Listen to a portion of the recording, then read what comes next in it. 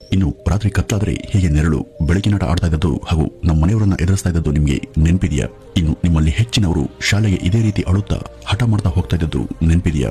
ಹಾಗೂ ಶಾಲೆಯಿಂದ ಬರುವಾಗ ಹೋಗುವಾಗ ಮಳೆ ಬಂದ್ರೆ ರಸ್ತೆಯ ಮೇಲೆ ನಿಂತ ನೀರನ್ನೆಲ್ಲ ಹೀಗೆ ತುಳಿದುಕೊಂಡು ಎರಚಿಕೊಂಡು ನಲಿಯುತ್ತಾ ಹೋಗ್ತಾ ಇದ್ದದ್ದು ನಿಮ್ಗೆ ನೆನಪಿದೆಯಾ? ಹಾಗೂ ಆಗ ಅನೇಕರ ಮನೆಗಳಲ್ಲಿ ಟಿವಿಗಳು ಇರಲಿಲ್ಲ.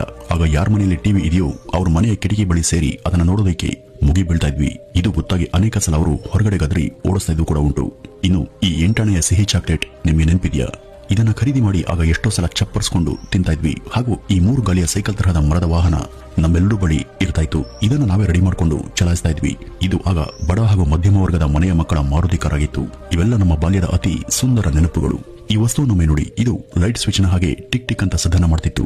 ಇದನ್ನ ಅಂಗಡಿಯಿಂದ ಕೊಂಡು ಆಟವಾಡ್ತಿದ್ವಿ. ನಮ್ಮ ಶಾಲಾ ಸಮವಸ್ತ್ರದ ಸಾಕ್ಸ್ ಅಥವಾ ಕಾಲು ಚೀಲ ಲೂಸ್ ಆದಾಗ ಹೊಸದನ್ನ ಖರೀದಿ ಮಾಡೋದಕ್ಕೆ ಸಾಧ್ಯವಾಗದೇ ಇದ್ರೆ ಅದಕ್ಕೆ ಈ ರೀತಿ ರಬ್ಬರ್ ಕಟ್ಕೊಂಡು ಬಿಗಿ ಮಾಡ್ಕೊಂಡು ಶಾಲೆಗೆ ಹೋಗ್ತಿದ್ವಿ. ಅವು ಸಂಪೂರ್ಣ ಹಾಳಾಗೋವರೆಗೂ ಸೂಕ್ಷ್ಮವಾಗಿ ಎಚ್ಚರಿಕೆಯಿಂದ ಅವುಗಳನ್ನ ದೀರ್ಘಕಾಲದವರೆಗೂ ಬಳಸ್ತಿದ್ವಿ. ಹಾಗೂ ದೊಡ್ಡವರು ನಮಗೆ ಕೊಡ್ತಿದ್ದಂತಹ ಪಾಕೆಟ್ ಮನಿಯಲ್ಲಿ ಸ್ವಲ್ಪ ಉಳಿಸಿ ಈ ರೀತಿ ಉಳಿತಾಯವನ್ನ ಮಾಡ್ತಿದ್ವಿ.